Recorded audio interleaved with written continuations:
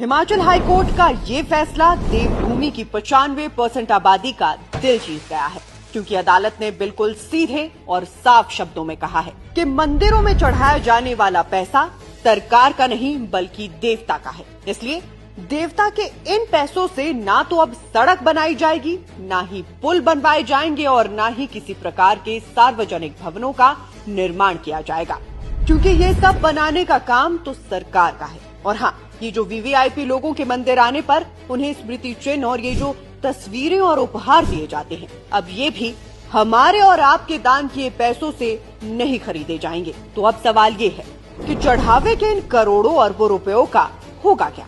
खबरों का पंचनामा में आज हम यही पता लगाएंगे।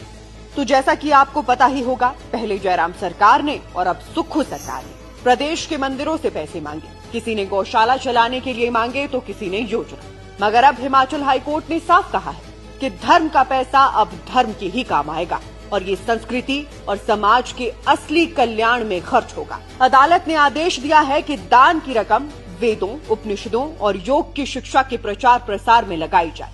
इससे गुरुकुलों की स्थापना होगी, जहां बच्चे धर्म और अध्यात्म की शिक्षा ग्रहण करेंगे। दान राशि से गौशालाएं बनाई जाएंगी, यज्ञशालाएं और हॉल तैयार होंगे, जहां नामकरण, उपनयन, विवाह जैसे संस्कार होंगे। वृद्धाश्रम, अनाथालय और अस्पतालों की मदद भी इसी धन से होगी। और सबसे जरूरी बात, अब मंदिरों को अपनी मंथली इनकम और एक्सपेंस की पूरी डिटेल हर महीने अपनी वेबसाइट पर पब्लिक करनी होगी। यानी कौन सा काम हुआ, कितने समय में हुआ और पैसे कितने खर्च हुए, ये सब भक्तों को भी बताया जाएगा। और अगर कोई ट्रस्टी या अधिकारी इस धन का दुरुपयोग करता पाया गया तो उससे वो राशि वसूली जाएगी, क्योंकि अदालत ने साफ कहा है धन देवता का है, सरकार का नहीं। बाकी मेरी माने तो देवभूमि हिमाचल से निकला ये फैसला सिर्फ एक राज्य के लिए नहीं बल्कि पूरे देश के लिए एक मिसाल बन सकता है, क्योंकि मेरा मत तो यही कहता है, धर्म का पैसा धर्म के ही काम आना चाहिए।